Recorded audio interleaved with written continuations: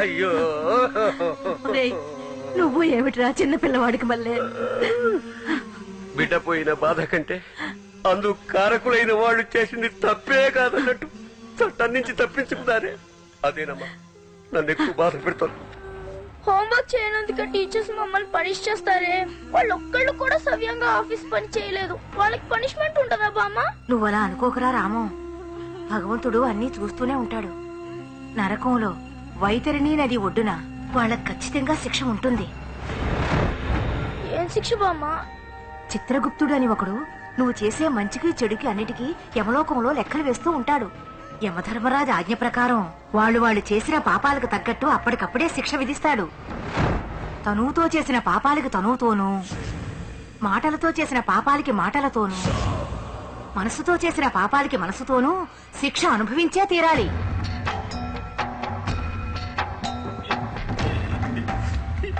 రామం,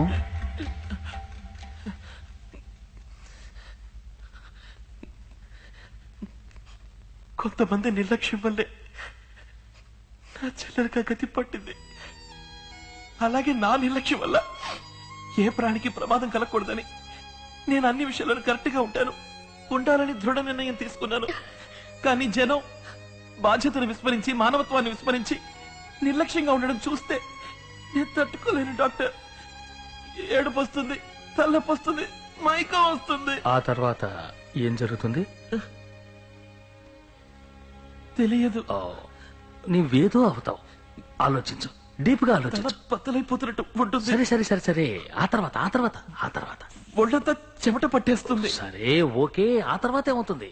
ఆ తర్వాత తెలియదే. Ramam, I know you can. Come on, think. తెలీదు. నొప్పొచ్చిన తర్వాత చెప్పు. డాక్టర్, రామాన్ ఎందుకు అడిగి ఇబ్బంది పెడతావు?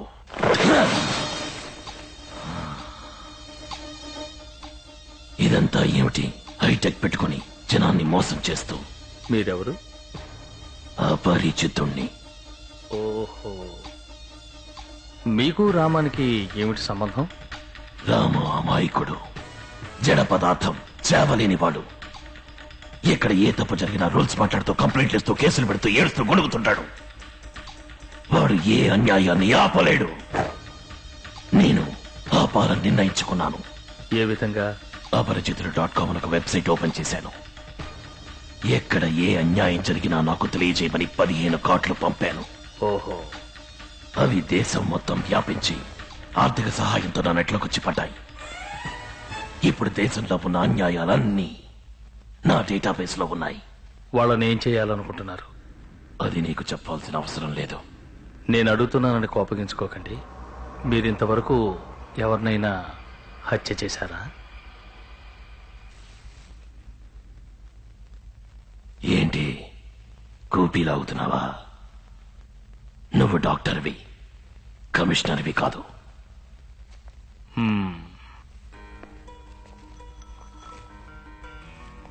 దీన్ని చూస్తే మీకేమనిపిస్తుంది?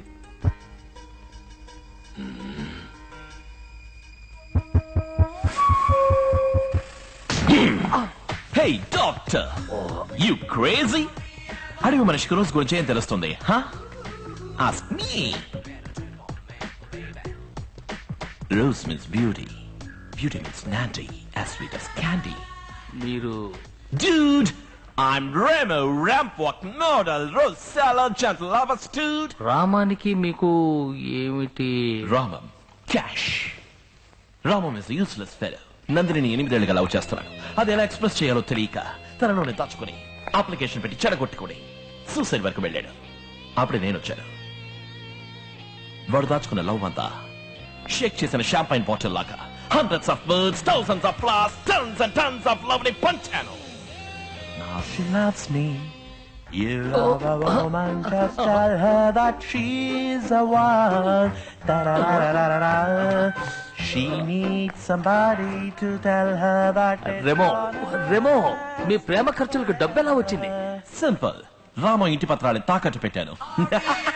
It's all for love, You love a woman, tell her that she's really wanted. Da-da-da-da-da-dum. Dr. Bruce, what do you think? Confirmed. It's multiple personality disorder. He's not acting. వారు చెప్పేది మల్టిపుల్ పర్సనాలిటీ డిజార్డర్ అంటే ఒకే మనిషిలో పలు రకాల మనుషులు ఉన్నట్టన్నమాట. అంటే దెయ్యం పట్టినట్ట doctor? ఇది దెయ్యం లాంటిది కాదమ్మా. కొంతమందికి మానసిక ఒత్తిడి ఎక్కువై దానికి మందుగా వాళ్ళ బుద్ధే ఇంకో పర్సనాలిటీగా రూపొందుతుంది. వాళ్ళ మనోవేదన ఉచ్చ స్థాయికి చేరుకున్నప్పుడు వాళ్ళకి తెలియకుండానే ఆ పర్సనాలిటీ ఆవహిస్తుంది. అదేంటి డాక్టర్, ఒకే వ్యక్తి తనకు తెలియకుండా వేరే వ్యక్తిగా ఎలా మారతాడు? Why not? తాగుబోతులు చూడండి, ప్రశాంతంగా కనపడతారు. తాగిన తర్వాత వాళ్ళు మాట్లాడే మాటలు, బిహేవియర్ అన్ని వేరే వ్యక్తివా అన్నట్టుంటాయి. తెల్లారు అడిగితే నేను అలా మాట్లాడిందంటారు. కొంతమంది ఆడవాళ్ళకి అమ్మవారి పూనుతుంది తెలుసుగా, ఎంతో అమాయకంగా ఉంటారు. కానీ పూనకం వచ్చిన తర్వాత వాళ్ళనెవరూ ఆపలేరు. అందరినీ రారా పోరా అంటారు. నాలిక మీద కర్పూరం కూడా వెలిగించుకుంటారు. తప్పు చేసిన వాడిని చూసి ఒకడికి లాక్ కొట్టాలనిపిస్తుంది, కానీ కొట్టలేడు. అన్యాయం చేసే వాళ్ళని చూస్తే నిలబెట్టి కాల్చేయాలనిపిస్తుంది, కానీ చట్టానికి సమాజానికి భయపడి ఆ పని చేయలేడు. ఇలా మనసులో అణుచుకున్న చిన్న చిన్న కోరికలన్నీ బద్దలు కొట్టుకుని బయటికి రావటమే మల్టిపుల్ పర్సనాలిటీ డిజార్డర్. ఇంతకు ముందు ఈ రకంగా ఎవరికైనా జరిగిందా? జార్జియాలో ఈవనే అమ్మాయికి 3 పర్సనాలిటీలు ఉండేవి. న్యూయార్క్ లో జూడీ క్యాస్లీ అనే లేడీకి 44 పర్సనాలిటీలు ఉండేవి. ఒక వెబ్సైటే ఓపెన్ చేసి తన గురించి చెప్పారు. They are part of me. They are, each and every one is a part of me. We are a whole. Now, ఇది రామంకి తెలుసా డాక్టర్? రామంకి తనలో 2 పర్సనాలిటీస్ ఉన్న విషయం తెలియనే తెలియదు. కానీ అపరిచితుడికి రెమోకి రామం వేరే వ్యక్తిగా తెలుసు. ఈ పర్సనాలిటీలో వస్తే ఎంతసేపు ఉంటాయి డాక్టర్? 1 నిమిషం, 1 రోజు, 1 వారం కూడా ఉండొచ్చు. కానీ మారి మారి వస్తూ ఉంటాయి. ఎప్పుడు వస్తాయో ఎప్పుడు వెళ్తాయో చెప్పలేం. దీన్ని నయం చేయడం కుదరదా డాక్టర్? కుదురుతుంది. 1 సంవత్సరం పట్టొచ్చు, 2 ఏళ్లు పట్టొచ్చు, 6 ఏళ్లు కూడా పట్టొచ్చు. కానీ అది ఖచ్చితంగా చెప్పలేం. ఏం డాక్టర్? ఎప్పుడు రామంకి అణిచి ఉంచుకున్న కోరికలు నెరవేరుతాయో, ఆ పర్సనాలిటీస్ రావడానికి అవసరం లేకుండా పోతుందో అప్పుడు వాటికి అవే తొలిగిపోతాయి. మీరనేది ఇప్పుడు నువ్వు నిజంగానే రామన్ని లవ్ చేసావే అనుకో, రెమోగా రావాల్సిన అవసరం లేకుండా పోతుంది. రెమో అంతర్ధానం నీ చేతుల్లో ఉంది. అపరిచితుడు దేశం చేతుల్లో ఉంది. ఎవరు ఏ తప్పు చేయకుండా ఉంటే అపరిచితుడు అంతర్ధానం అవుతాడు. మళ్ళీ నన్ను చంపడానికి వస్తాడా డాక్టర్? తప్పకుండా. అయ్యో, భయపడుకో. గవర్నమెంట్ ను మోసం చేయకుండా సవ్యంగా ట్యాక్స్ కడితే వదిలేస్తాడు. ఇది కొంచెం క్లిష్టమైన కేసు. వచ్చే వారం తీసుకురా, ఇంకో సెషన్ పెడదాం. అంతవరకు రామానికి తెలియనివ్వకు.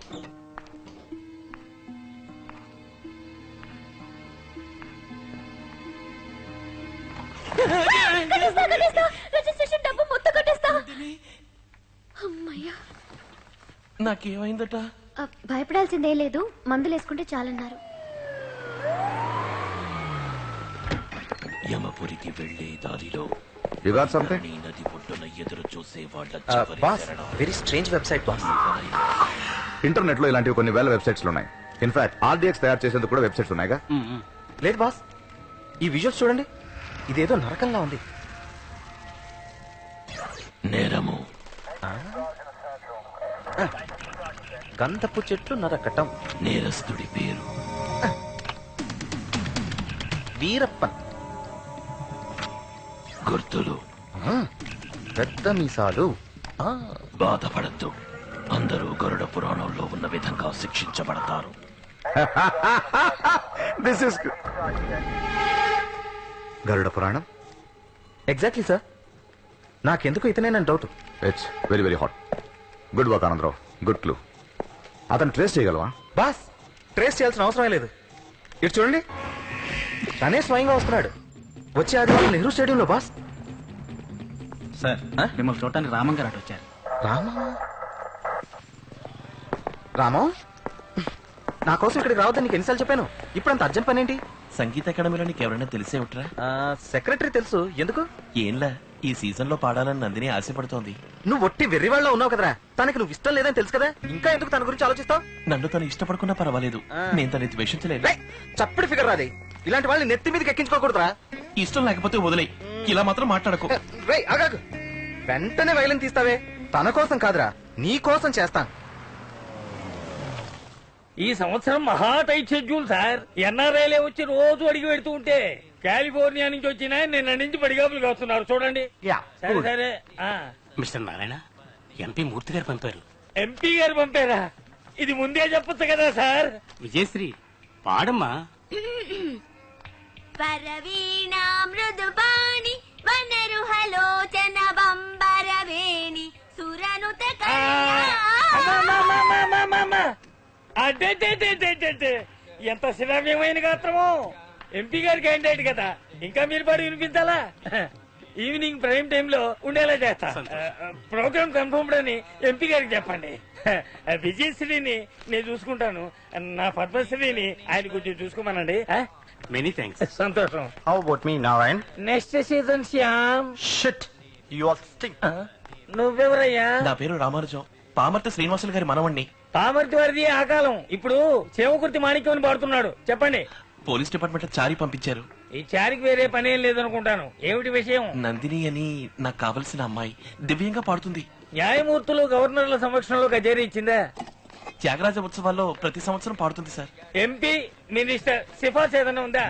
అర్హత ఉంది సార్, ఒక్క ఛాన్స్ ఇవ్వండి సార్. ఛాన్స్ లేదమ్మా. ఇప్పుడే ఎంపీ సిఫార్సులో కష్టపడి ఒక అమ్మాయికి స్లాట్ ఇచ్చా. ఇక వచ్చే సంవత్సరమే. పో డోంట్ వేస్ట్ మై టైం. చారీ పంపించాడు సార్. చారీ లేదు, పూరి లేదు, వెళ్ళవయ్యా. ప్లీజ్ సార్, లేదు సార్, ఒక్కసారి క్యాసెట్ వినండి సార్. నందిని తన దగ్గర పాటలు నేర్చుకున్న పిల్లలు ఏమయ్యా? అందరూ కలిసి ఛాన్స్ తెలుగు లేదు, పాడారు. నీకు అప్పుడే అద్భుతంగా చెప్పాను ఉంటుంది కదా. సార్. పదే రోజంతా పదే అడిగినా వినాలనిపిస్తుంది ప్రాణం సార్. తీస్తావా? నీ అబ్బరే ఇదేమిటి ఉన్నట్టుండి భూతి పంచాంగం మొదలెట్టావు? ఇది సంగీత సరస్వతులు కొలువు తీరే పవిత్ర స్థలం. బ్రాహ్మణ పుట్టుకు పుట్టు. అర్హత ఉన్న వాళ్ళకి ఎందుకనరా మీరు ఛాన్స్ ఇవ్వరు? నీలాంటి వాళ్ళేరా ఈ దేశానికి చీర పురుగులు. పాటకి సిఫార్సు, చదువుకి సిఫార్సు, పనికి సిఫార్సు, ఆటలకి సిఫార్సు. మావా బావా బంధువులని దద్దమని సెలెక్ట్ చేయడం వల్లే అన్ని శాఖలలో మనం వెనకబడిపోతున్నాం. క్రికెట్, హాకీ, టెన్నిస్ లో ఎక్కడికి వెళ్ళినా మనం దెబ్బతిని వస్తున్నాం. 100 కోట్ల మంది ఉన్న ఈ దేశంలో ఒక ఒలింపిక్ మెడల్ సాధించడానికి మొక్కుతున్నాం. ఏమిటి ఏమిటి జుట్టు వరపోసుకుని నువ్వు బెదిరించేస్తే భయపడతాననుకున్నావా? ఐజీ ఈ సభ లైఫ్ మెంబర్. హలో. అయ్యో నా పని చెట్టు. నీలాంటి వాళ్ళకి సూరదండన వేరా కరెక్ట్. అంటే ఏమిటి? నరకంలో విధించాల్సిన శిక్షని ఈ నగరంలో విధిస్తున్నా. అయ్యో ఇదెందుకు కుంది? ఇదే నీ పాలిటి శూలం. అయ్యో నాకు మూల శంక. నీ నందినో గిదినో ఈ హాల్లోనే నీకు. అయ్యా కన్ఫర్మ్డ్.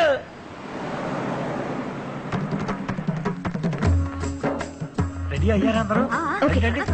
ఇప్పటికే హలో అసెంబ్లీ అంకుల్, రండి కూర్చోండి. ఎమ్మెల్యే ఆంటీ రాలేదా? రాజీవ్ పల్లిపాటికెళ్ళి. ఆంటీ కూడానా? ఆవిడ పోటుకో పాట పాటకో మాట. Hey, hey, hey, hey, what's it, buddy? Sir Me? I'm Remo, the Rampok model, Nandini's boyfriend. Boy friend boy friend ఓసారి లేవండి. Why? లేవండి. Why? Hey, oh. వెళ్ళి లాస్ట్ రోజు కూర్చో. ఎందుకు రైలు ఇంకోటి ఫిగర్ అని కలపడతారు రాస్కల్స్. చాలా సంతోషంగా ఉంది చారి.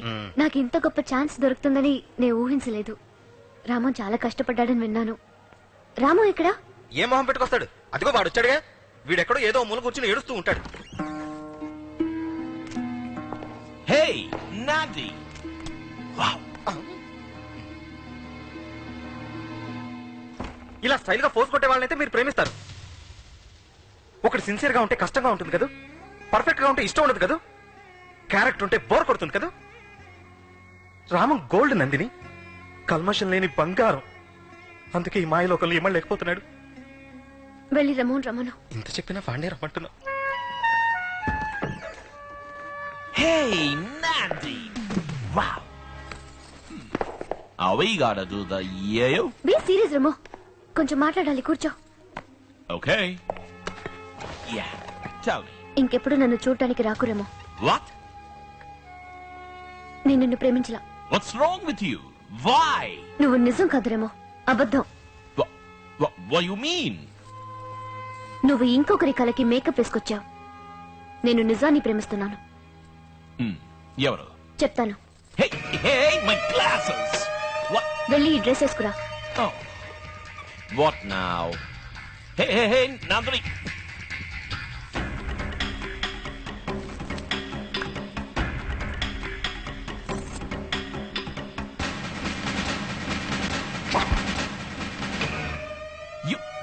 You mean Ramam?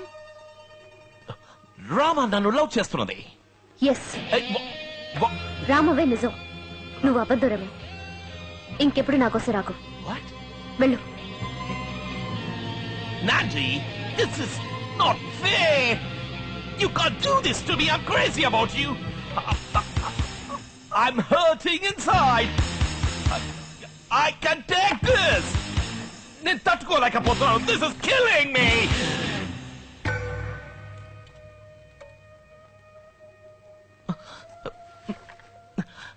నందిని, అయ్యో టైం అవుతుంది, ఇంకా మొదలెట్లేదా? ఎక్కడి నీ వుడ్ బి వచ్చారా? ఇకెప్పటికీ తిరిగి రాడు రాము. అయ్యో వివాహం అది నీతోనే రాము. ఏమిటి నువ్వనేది? నేను నిన్నెంతగానో బాధ పెట్టాను. నన్ను క్షమించు రాము. అంత పెద్ద మాట అనకు. లేనందిని, నీ చేతులతో తాకి లేవతీస్తేనే నన్ను క్షమించినట్టు అర్థం. ఏమిటిది నందిని? నందిని, నాకేదో అవుతుంది. నా చింపులు లాగేస్తున్నాయి. వన్ మాత్రం వచ్చేలాగుంది.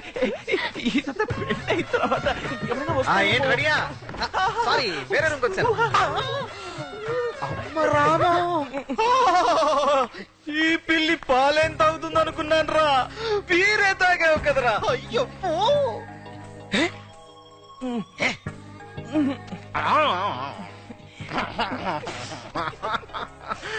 దీన్ని నమ్మలేకపోతున్నాను రోయ్. ఉంటారు నలుప ఎరుప ఎవ్వరికీ తెలీదు. ఆయన ఏం చెప్తారా అని అందరితో పాటు మీడియా కూడా ఎంతో ఉత్కంఠతతో ఎదురు చూస్తోంది. చాలా టెన్షన్ గా ఉంది. మిగిలిన ప్రోగ్రామ్స్ ఆపండి. దీన్ని లైవ్ కావాలండి సార్. ఫ్రంట్ పేజ్ ఆపేయండి. ఇదే ప్రధాన వార్త. Stadium under control. Yes sir. డ్యూటీలు ఎంతమంది ఉన్నారు? 120 మంది sir. Commander forces in position sir. ఖచ్చితంగా చేజార్చుకుంటారు కదా?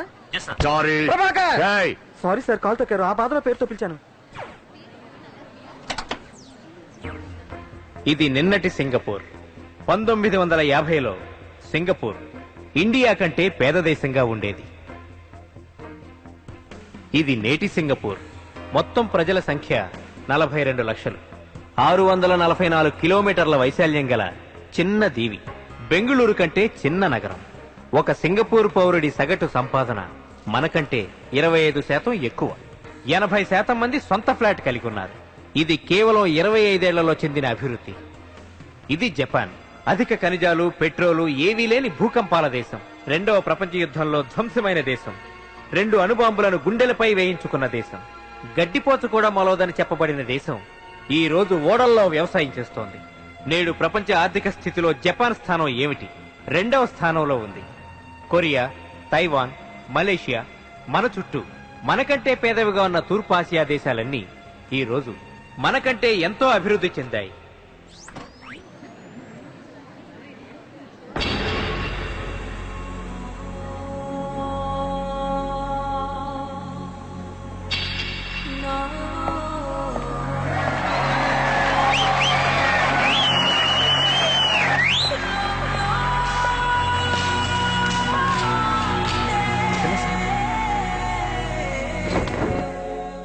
ఇప్పుడు మీరు చూసింది సినిమా మొదలెట్టే ముందు చూపించే న్యూస్ రీల్ కాదు, మన ఇండియా చేజార్చుకున్న అవకాశాల జాబితా.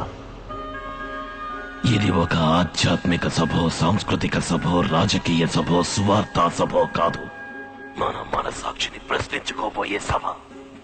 57 ఏళ్ల స్వతంత్రం, 100 కోట్ల మంది జనం, 33 లక్షల చదరపు కిలోమీటర్ల వైశాల్యం, అందులో సగం పైగా సాగుభూమి, 10 జీవనదులు, 1.5 లక్షల కర్మాగారాలు, ఇవన్నీ ఉండి ఇండియా ప్రపంచ దేశాల వరుసలో ఆర్థిక స్థితిలో 49వ స్థానం, రూపాయి విలువలో 44వ స్థానం, శుభ్రత ఆరోగ్య విషయాల్లో 20వ స్థానం, ఎయిడ్స్ అందులో 2వ స్థానం, కుంభకోణంలో 3వ స్థానం.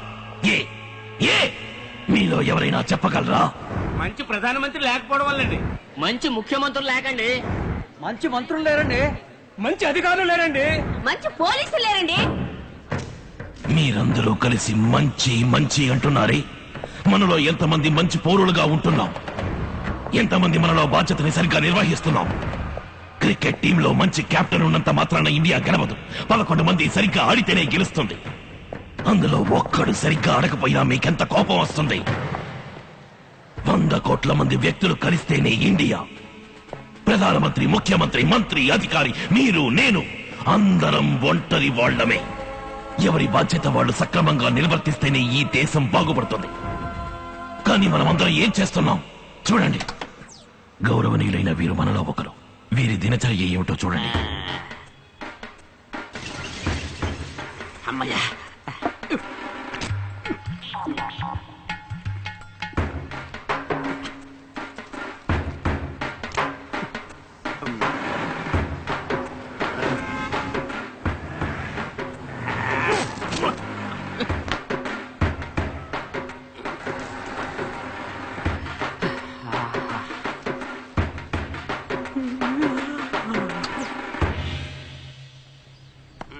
ఇక్కడేం చేస్తున్నారు?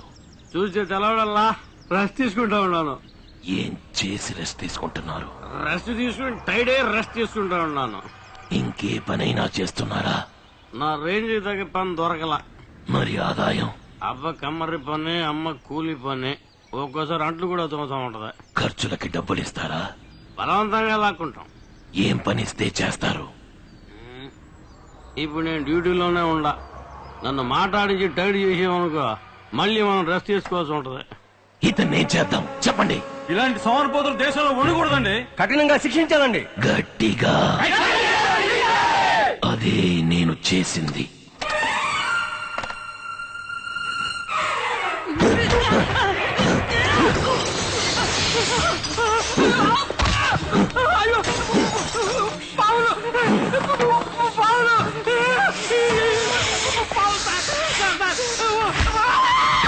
ఈ శిక్ష పేరు సర్పదంశనం. క్రమశిక్షణ లేకుండా, ఏ లక్ష్యము లేకుండా మృగాల్లా సంచరించే వాళ్ళకి నరకంలో విధించే శిక్ష.